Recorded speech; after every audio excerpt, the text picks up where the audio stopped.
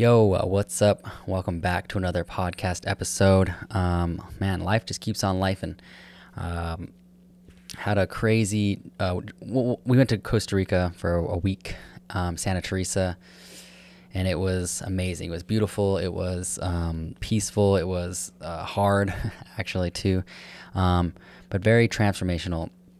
You can probably tell by the title of this podcast what I'm going to be talking about today. Before I get started in that, though, the reason why we went to Costa Rica was because my fiance and I are trying to throw a retreat eventually out there. So we were kind of like scouting a couple places that we were thinking we might want to throw it at. And yeah, they're both really beautiful locations. One of them is the place that she actually got her certification, her YTT training, her yoga teacher training.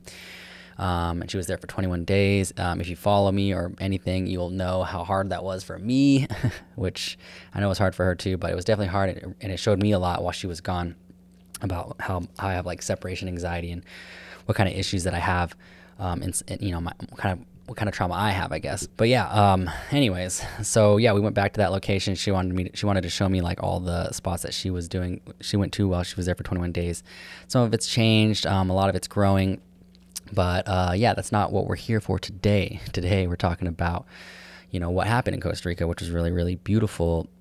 We did a mushroom ceremony, which consisted of, first of all, us taking mushrooms, which I've never done in a ceremony setting. It's always been recreational, which is a whole nother thing on its own. It's beautiful and fun, but doing it this way was like, man, was so eye-opening. Showed me a lot about, where my trauma comes from, more of it, because I made a video about ayahuasca. You can go check that one out. I'll try to link it. I don't really know how to do that yet, but I'll try to link it here if I can. But it'll be in the description below. So yeah, I when I did ayahuasca, I really thought that that's when I was going to be emotional and crying and going through my feelings and trying to see where my trauma comes from, my separation anxiety, like all this stuff. But what that really showed me was, and I did ask for it too, but it showed me a lot of self-love, and that the love that I'm looking for from the outside comes from inside, which was really beautiful.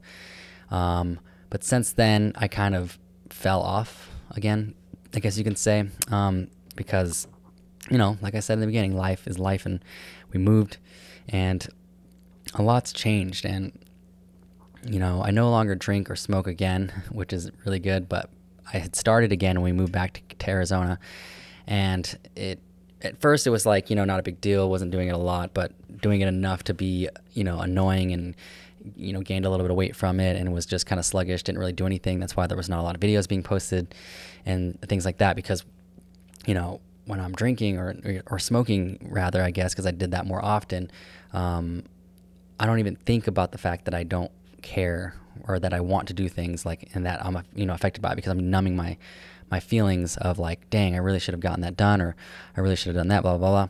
I'm numbing all that with the, getting high and just being like, okay, I don't care about that actually, and that's the thing, is I don't even think that, it's just, I just don't care. So I've been wanting to quit for a long time again, and I finally found the strength to when I went to Costa Rica.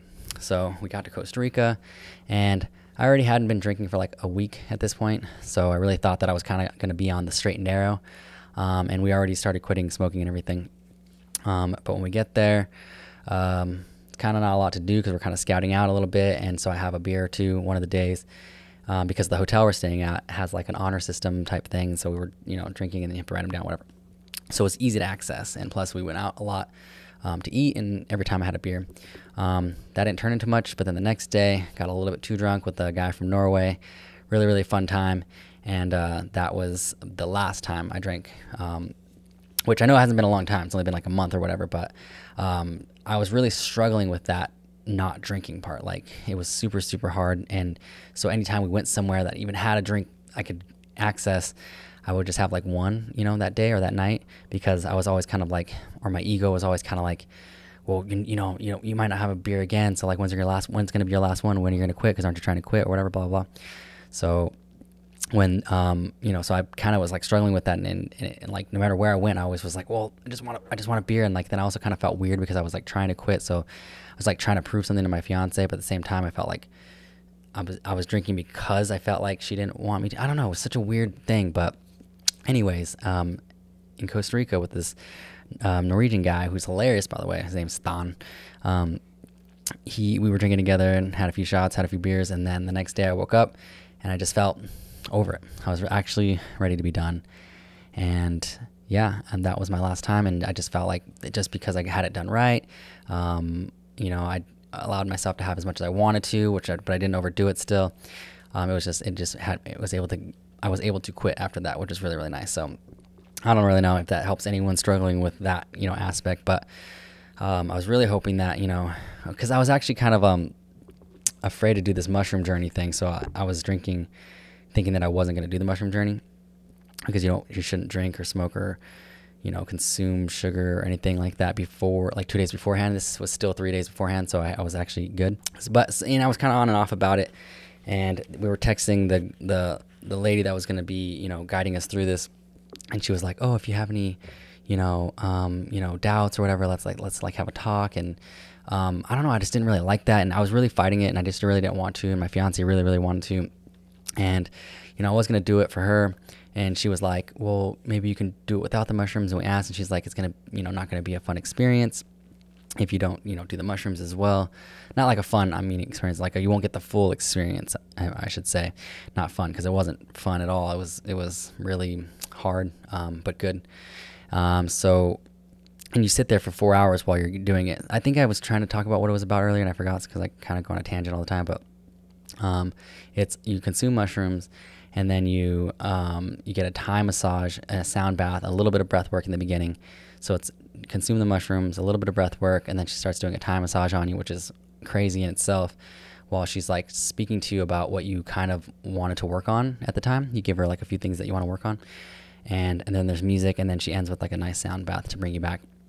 And man, it was crazy, but we'll get into that in just a little bit.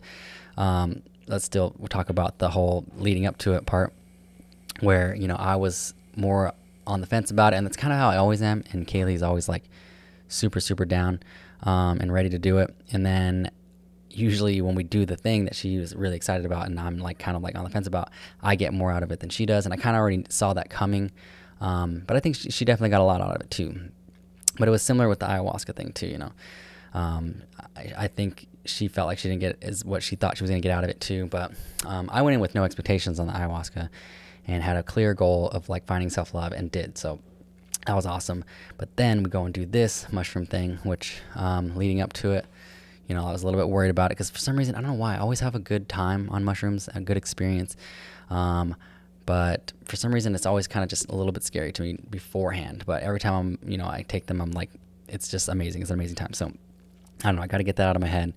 I'm more of like an LSD guy. I feel like that's more of like a controllable substance, even though it's more intense. I feel like shrooms is not as controllable, but I may be wrong about that. I think it was just because when I used to consume them recreationally, I was also drinking, which is not a good mix anyway. So yeah, it was the day of the ceremony, and we get there. She's running a little bit late. We had to walk there because we just turned our like quad in, and so it was really hot. We were like really kind of over it, and had to walk all the way uphill too, which is another thing. Super humid. So we're sweating like crazy. She's still kind of getting set up. She lost her phone beforehand, so we can't even get in contact with her, but luckily we knew where to go. And we met her there. She lost her phone, her wallet, her purse, all of her cards, and like, yeah, all of her contacts and everything. It was pretty sad for her and everything. So it was kind of like, almost like, I don't know. I feel like I always have trouble with these kind of people. So the universe always kind of puts these people in my path to see if like I'm able to deal with it or something. I'm not really sure, but there's a lot going into that. But then she just like, boom, like a professional, because she does this all the time, and she's really, really good at this. Like I highly recommend her actually for these kind of things. She just sat down, put all of her problems aside, and started talking to us about our intentions and what we wanted to fix today, or what we wanted to work on today, and then told us about the medicine, where it comes from, and was kind of wondering if I was still on the fence. And I told her, I'm gonna do a smaller dose. I'm only gonna do 1 gram. I think you can take up to like 3.5 or something, but I only did a 1 gram, which I'm glad I did, because it was more than enough. And then she also did it in a way, well, first of all, the mushrooms were all grown in Costa Rica, cultivated there, and like so they're really really strong, powerful. They're like natural from the Costa Rican soil, so it's just like has like that living inside of it. So that was really nice and potent, which was good. But she like had them grinded up already, and she put them in some lemon water, which I've never done that way. I usually do it in a tea because it's a lot better on my stomach. Chugged that down, which was not easy to do, but wasn't terrible. I don't have a problem eating shrooms either, like actually chewing them and eating them, so that wasn't a big deal. My fiance, I could tell, was a little bit struggling with it. But yeah, we start taking these, and then it's time to lay down. We're outside in this beautiful location. I think I might have a picture, so if you're listening to this on YouTube or watching YouTube, which I think is the only place I'm posting these right now, here's a video of like, or a picture maybe, I don't know which one yet, of the location. And so yeah, we laid down and we put on our eye masks, and yeah, she starts guiding us on a little breathwork journey, which is my favorite thing, because I love breathwork. I was a little bit concerned about doing it while building up the mushrooms, but I think it was to help kind of get them going. So, and that wasn't very long. It's like 5-10 minutes, maybe 15 minutes. I can't really tell. And then she started with me. So she starts like a little touch on the feet and kind of like starts like pulling on you and stuff. And then a Thai massage is where they like kind of like entangle you and like push on you and pull with their bodies and your bodies. But we start doing the Thai massage, and then she's switching. So I can imagine if you're by yourself doing this, it was probably a little more intense, a little bit more time given to you. But with both of us, me and my fiance, she was switching off 15 minutes with me, 15 minutes with her. And in the meantime, there was still music playing and stuff, which was really intense. I wish she would give me the playlist, but she won't share it with me, so that's whatever. The songs were so crazy and so beautiful and so deep. But yeah, so it doesn't matter. We were getting the massage. It was the first 30 minutes was fine, but then the 45-minute mark, I don't know if I was already like feeling the mushrooms or whatever, but she started talking about like, like, why am I so angry? Why am I so anxious? And why don't I feel a love for my mother, which is the problems that I kind of like had going on that I presented her. And just something about like turning the anger into love, or I can't quite remember the exact words she was using while she did it, but as well, she was working on my shoulder and pushing things out of my shoulder, my back here. And yeah, I just started crying, which was like a deep cry, which I never cry, so that's something that I was like really like happy that it finally like happened, because I've been needing a good cry. And then she switched sides, started on the legs again. And then once again, when she got to the shoulder, it was about my mother this time. And she was reminding me that, she's only giving me what she has been taught, and it's always passed down from the last generation. And, she's still a little kid at heart, and she's suffering, and that, it's our job now to like almost parent our parents, which, I've heard different things, maybe not to do, I don't know. It doesn't matter here and now, but that's when I was like really broke down and just started like crying from like a deep, deep place that I've never felt from before. And I couldn't stop after that. So that was a good like 30-minute cry, which was whatever. And then she kind of left me laying on my back again. And she was working on Kaylee again. And I started seeing my daughter in there and realizing that I was passing on the trauma as well to my daughter. And not even in a direct way, because like I'm not like my mother was, or at least I think I'm not. And I try to be different. But I noticed from the distance, because although my parents were physically there, emotionally, I think they were kind of unavailable, and I didn't get a lot of that like love from them directly. Now, I always had good things for Christmas and clothes on my back and good schools, and they always let us do whatever we want, stuff like that. But it was not a lot of like I love you, hugging, holding. There was a lot of fighting mostly, so emotionally unavailable. So I realized that I was passing it on, and when I realized that, man, waterworks again, just going crazy. And I couldn't stop again after that one. After that, finally started to settle down. And once again, from that deep, deep cry, it was insanely good. So finally let that all go, let it out, and then we slowly come into our bodies again and come back up, and she's trying to ask us, what we felt. And then I immediately was like, I feel lighter. What came up for me was realizing that, my mom's hurting. And I realized this yesterday too, just visiting her and my grandma. she's going through a lot right now, and she's struggling with alcohol. Was struggling with alcohol a lot, which is one of the main reasons why I'm done with it. Because watching her be like that and not even know that she's like out of control with her thoughts, feelings, emotions, and energy and all that stuff. Like, she just wants to fight with everybody. And as soon as she came in, and she was, and I'm sorry I always go on these tangents, but it's kind of part of the stories. She came in and she was just like really talking about how she was fighting with this guy and at this gas station. And then before that, she was fighting with her new boyfriend. And then, the couple of days before that, she was fighting with everyone. She wanted to go to Dave & Buster's with everybody. She was already drunk. And she was trying to fight with the person in line, like the person that that was giving us our tickets for things. And I had to stop her and be like, Mom, what is it why do you want to be mad? Why do you want to fight? And I realized that that's her comfortable. It's hard for her to even see growth and change, and that she's worth it, and that she can like get out of these situations, these bad relationships, and love herself, so that she can find someone that will love her properly. She has no idea about that kind of stuff. So just to like realize that was one of my biggest realizations in the ceremony. I was, just kind of like, man, I got to have more grace with her. I got to have more sympathy and more love, just more love. And I really tried that yesterday when I saw her, but there was only so much I could take, because once again, she's drunk, so everything I'm trying to say and talk to her about, it just goes in one ear and out the other. And then she starts getting aggressive and, insulting me a little bit. So usually that's when I would fight back and we'd have an argument. But, through the grace of God or something, I was just, I kindly was like, all right, well, that's it. I'm leaving. I'm sorry. I love you, Mom. I love you, Grandma. I love you, Grandpa. But I got to go. And I thought that was a big win for all of us, because, that's like, what like meditation, kind of teaches you through the long run, is when you realize like, oh man, I didn't get mad and I didn't react in that situation. I did a little bit different. I changed my reaction. That's real growth. So I think I do want to contribute that to like meditation and the ceremony as well, because these are things that I want to work on, and that's what I'm asking the universe. Sorry, I punched the mic. That's what I'm asking the universe for. And then secondly, like I said before, was that I'm passing it on to my daughter through like, when she's here hanging out with me, which is very rarely. It's 4 times a month if I'm lucky. Even when she's here, she's just on her phone, and I'm like, I kind of feel awkward. I don't know what to say. And I kind of like leave it up to her a little bit. I really do try to get us to do things and stuff like that. But I mean, there's only so much you can do in Arizona because it's hot. So I just got to find more things at home. But that's the one thing, is like, just be emotionally available for her, let her know that I'm here. Maybe she feels the same way because I, did something. She's 13 now, so like from 0 to 13, probably acted a certain way or didn't act a certain way that caused her to feel a certain way, and that's why we have a disconnect now. And I did move to California for 3 years too.